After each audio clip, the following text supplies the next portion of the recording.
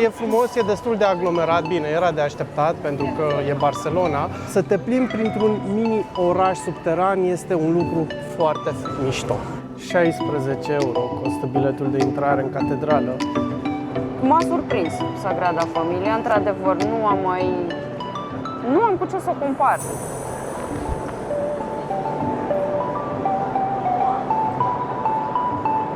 Casa Leo Morena este cea de-a treia clădire emblematică. Mai avem o ultimă oprire, Pueblo Español.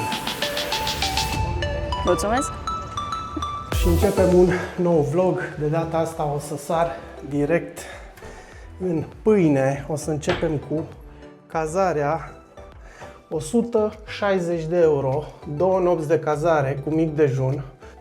Cam așa arată baia. Plus încă 30 de euro taxa de oraș, dar oricum voi face o reclamație pe Booking, pentru că din câte știu eu taxa ar fi trebuit să fie achitată.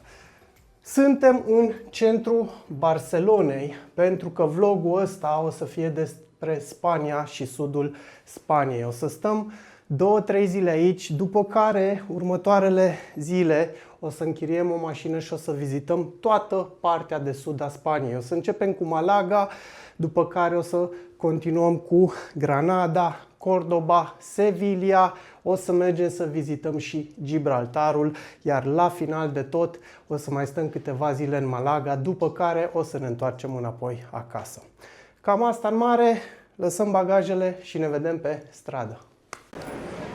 Și așa cum ziceam, primele 2 zile o să le petrecem în Barcelona. O să vizităm, ca de obicei, toate obiectivele turistice majore, inclusiv mega vestita, cum se cheamă? Sagrada Familia. Așa, Sagrada Familia. 26 de euro un bilet de intrare.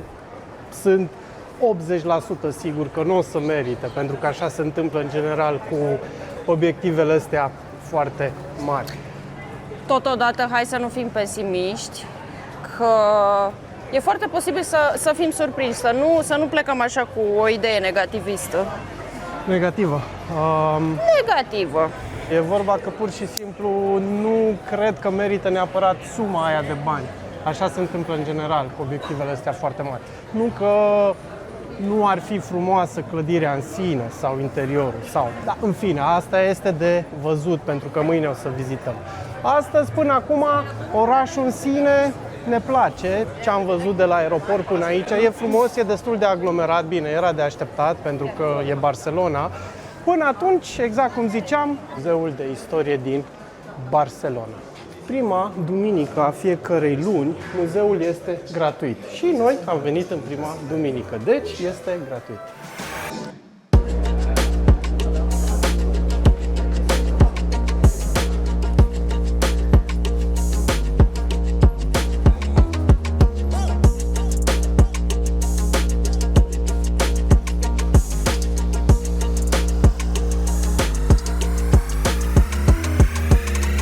Foarte pe scurt, ne-a plăcut.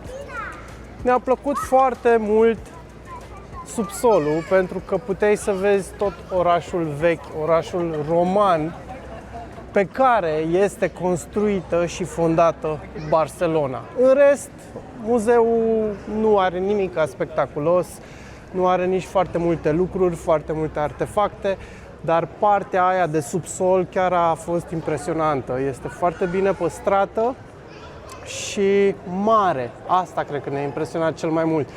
Să te plimbi printr-un mini-oraș subteran este un lucru foarte, foarte mișto. Mai departe, mergem să mâncăm ceva.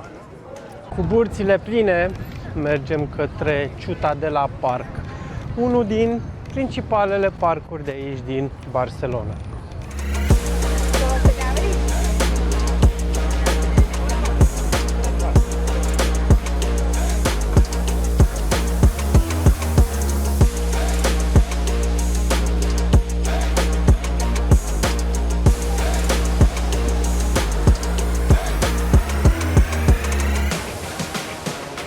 Basilica del Santa Maria del Mar. Intrarea gratuită după ora 6.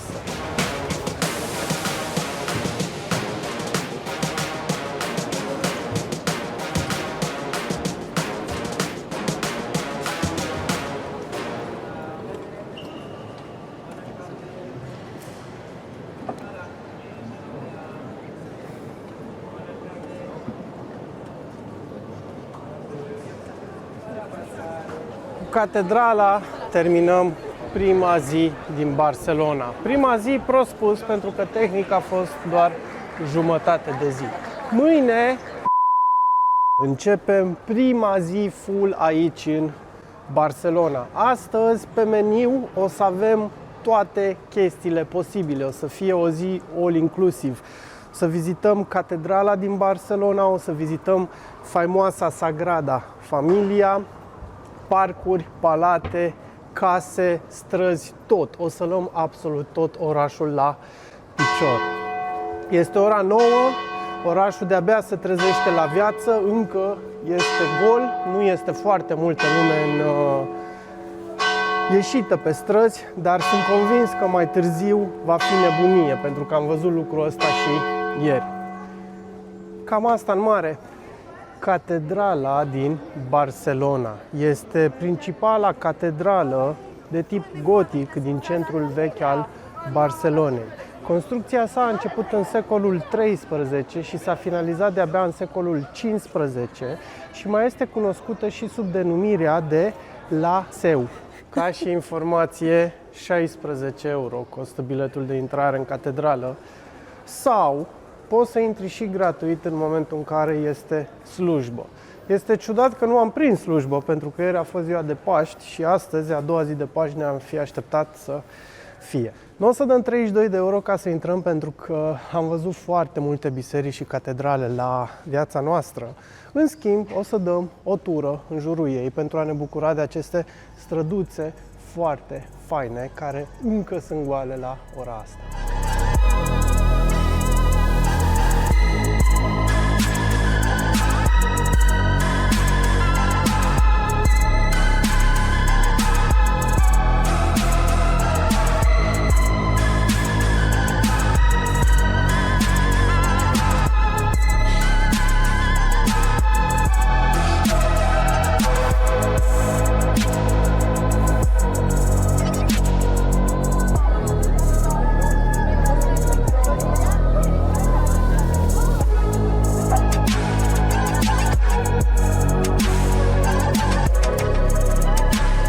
Spatele meu, Palau de la Música.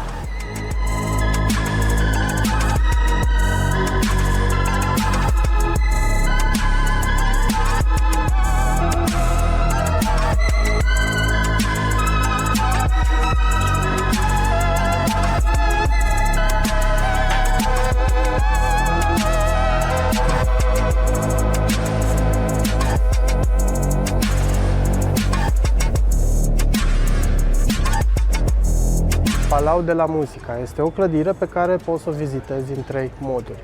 1. Cu tur ghidat, costă 24 de euro. 2. Dacă cumperi bilet la vreun concert. Sau 3.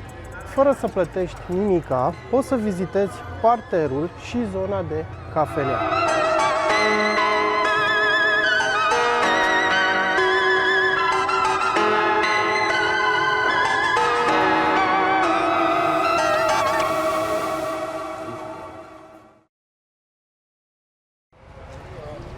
Iar în spatele meu, Sagrada Familia. Mergem acum să o vizităm. Dihame, Mihăiță! Basilica Sagrada Familia este una dintre cele mai importante basilici din Barcelona, proiectată de Antoni Gaudi și este faimoasă pentru faptul că ea încă se află în construcții. În anul 1882 au fost pornite lucrările de construcție pentru basilică, iar aceasta încă este nefinalizată. În anul 2005 a fost inclusă în patrimoniul UNESCO în programul Works Antoni Gaudi. Totodată este recunoscută ca fiind cea mai mare biserică catolică nefinalizată din lume. Bravo, Mihăiță! Mulțumesc! Și acum mergem să le arătăm foaia. Stai să scot foaia. Așa, să scoatem aici.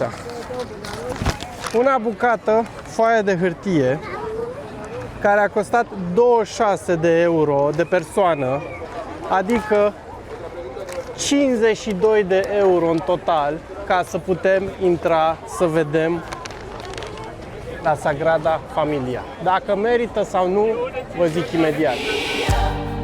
And you will see I am what I say. I do the things that please my Father. Step by step, along the way. Lift me up, and you will know. Oh, my voice comes from the one above. I am guided in the quiet of His love. When you lift the Son of Man, you'll feel the source behind the voice. You'll know I do nothing by myself. I only follow the Father's choice. Lift me up, and you will see I am He. I am what I say. All I speak is from my Father. All I do is walk in His state. All I do is walk in His state. Lift me up, and you will know. Not by my will, but by His hand. I do the things that please Him. With the Father I will stand. M-a surprins Sagrada Familia, într-adevăr, nu am cu ce să compar. Exact cum am zis în descrierea bazilicii. Unică, extraordinar de frumoasă. Pot să înțeleg de ce încă n-a fost finalizată. Sunt, nu știu, milioane de detalii la care s-a lucrat și încă se lucrează. Sunt încă înmărmurită de ce am văzut aici. Extraordinar de fain. Opinia mea e un pic contrară. E frumoasă, e impresionantă, sunt de acord cu ce a zis Bianca. Îmi plac foarte mult vitraliile și culorile vitralilor. Verde, albastru, roșu, galben. Îmi place interiorul, e spectaculos, dar în același timp mi se pare 26 de euro pentru 10-15 minute de stat aici, de vizitat, o chestie neterminată. Nu mă înțelegeți greșit. Clădirea în sine este foarte frumoasă și spectaculoasă, doar că hype-ul din jurul ei este la o cotă atât de mare încât nu consider că merită. Adică, cred că am zis tot ce trebuia să zic. O oră mai târziu o să-mi retrag un pic din chestiile pe care le-am spus, vizitând un pic și muzeul și văzând un pic istoria care stă în spatele acestei catedrale. Am rămas un pic uimit. Foarte pe scurt, construcția ei a început în anul 1882, când aici s-a pus piatra de temelie pentru o biserică gotică, mică, normală.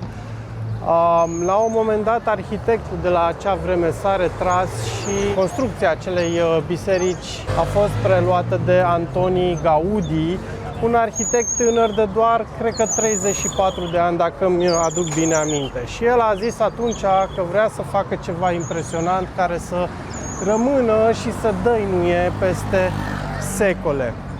Așa că a luat planurile acelei catedrale și a început să proiecteze altceva, și anume Sagrada Familia. În anul 1926 Gaudi a murit, a fost călcat de un tramvai, dar geniul lui a fost faptul că a zis că vrea să facă o fațadă foarte mare, impunătoare. Ăla a fost primul lucru cu care a început construcția acestei catedrale, astfel încât și dacă se întâmplă ceva mai departe, oamenii cumva să fie forțați să-și dorească să continue construcția ei. Astăzi, 2026, ea se află în ultima etapă a construcției, mai au de ridicat câteva lucruri la turnurile principale din centru, se pot vedea, dar asta înseamnă că visul lui Gaudi în sfârșit se va întâmpla și anume catedrala va fi finalizată. E frumoasă, e spectaculoasă, el a luat-o și a modificat cumva până la moartea lui elementele de susținere astfel încât să facă lucrul impresionant pe care îl vedem noi în spate.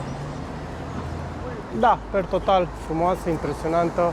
Repet, în continuare mi se pare 26 de euro, un preț cam mare, mai ales că nu poți să urci și sus în turnuri. Dacă vrei să urci sus în turnuri trebuie să dai mai mulți bani, dar da, e fain. Acum mergem, mâncăm ceva și o să mai vizităm câteva din operele lui Gaudi și anume câteva case care sunt la fel de frumoase și de impresionante.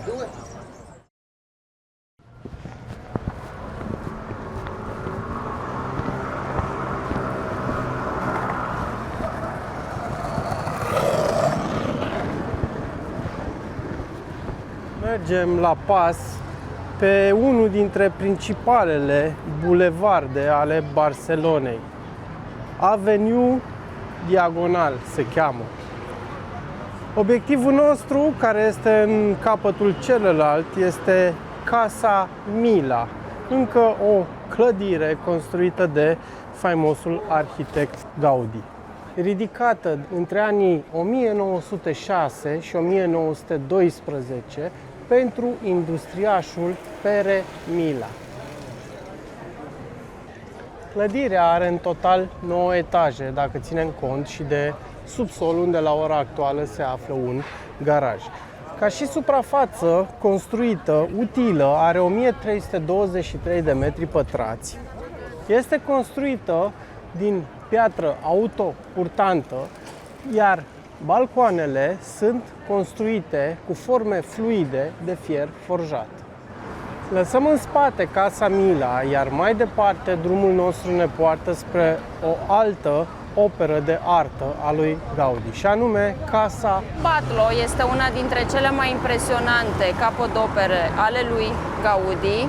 Ea a fost construită în anul 1877 ca o clădire rezidențială clasică, urmând a fi cumpărată de către Joseph Batlló în anul 1903, care i-a încredințat-o pentru renovare lui Antoni Gaudi între anii 1903 și 1906.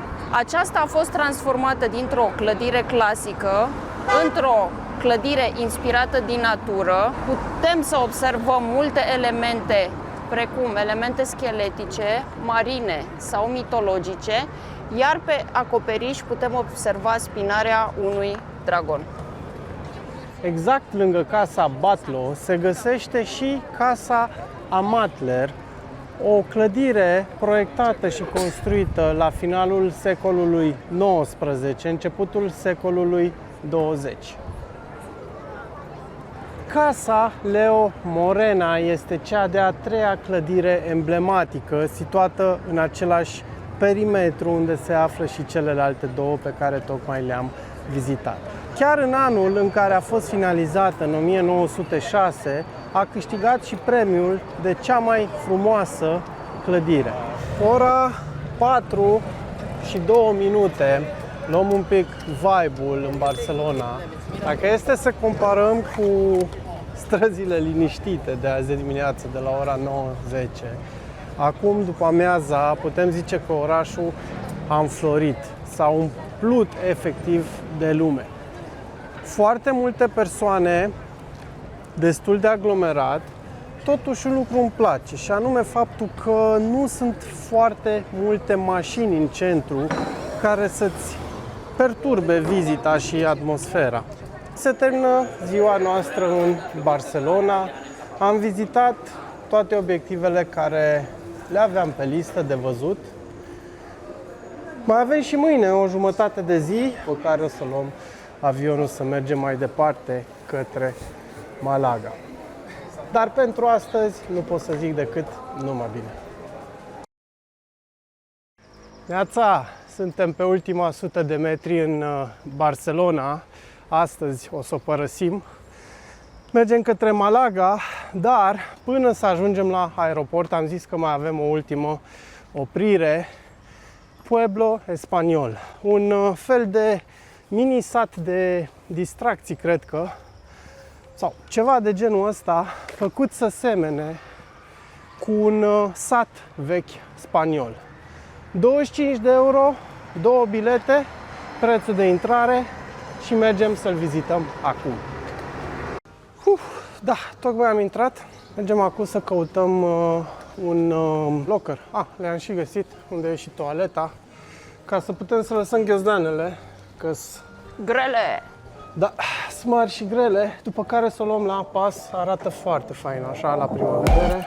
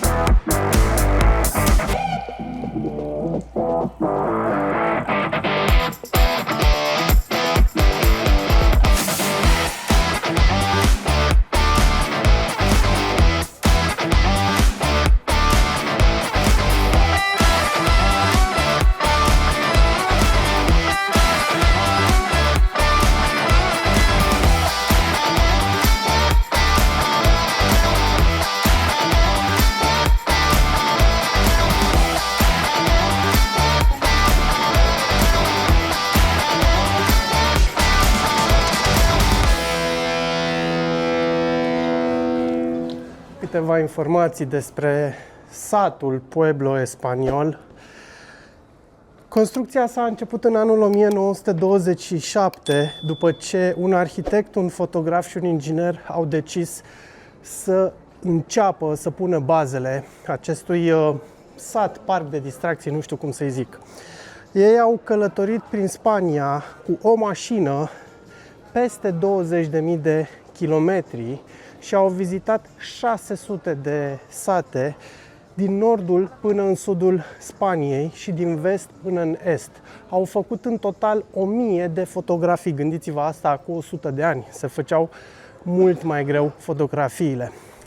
Au avut viziunea să construiască satul ăsta și 2 ani mai târziu, în anul 1929, acesta a fost deschis publicului. Bineînțeles că de atunci s-au mai construit și s-au mai adăugat anexe și astăzi putem vedea în miniatură foarte multe din zonele specifice Spaniei. Avem zonă mediterană, avem zonă nordică. Este de-a dreptul superb să poți să vezi toată arhitectura și cumva cultura Spaniei într-un singur loc. Te iau așa pe nepregătite niște impresii despre Barcelona. M-a impresionat destul de mult. Mi-au plăcut foarte mult plimbările pe care le-am avut așa la picior. Clădirile, arhitectura lor, într-adevăr impresionant. Un oraș mare, destul de aglomerat. Sagrada Familia a fost, să spun așa, vârful. Mă așteptam să fie spectaculos, dar parcă, nu știu, datorită arhitecturii, e un monument extraordinar de impresionant prin tot ce înseamnă, nu știu, fiecare pilon, fiecare vitralile, lumina care pătrunde și, cum spun ei, lumina aceea reprezintă divinitatea. Și inclusiv orășelul vechi în miniatură. Asta unde suntem acum. Acum unde suntem în momentul de față. M-a făcut să simt așa cumva parcă toată energia Spaniei, toată istoria, toată viața lor de aici și inclusiv povestea din spate, cum au ajuns să fie construit, exact ce va povesti și Silviu. Mi-a plăcut, m-a impresionat până acum, e destul de scump, dar cumva simt că merită. Crezi că au ajuns 2 zile cât am stat noi? Nu cred că m-aș fi plictisit să stau în continuare. Nu cred. Cred că mai sunt lucruri de văzut, dar cumva cred că am văzut lucrurile cele mai importante, așa simt. Da, și cred că s-a zis cam tot ce era de zis. Aici punem punct cu Barcelona și ne vedem în Malaga.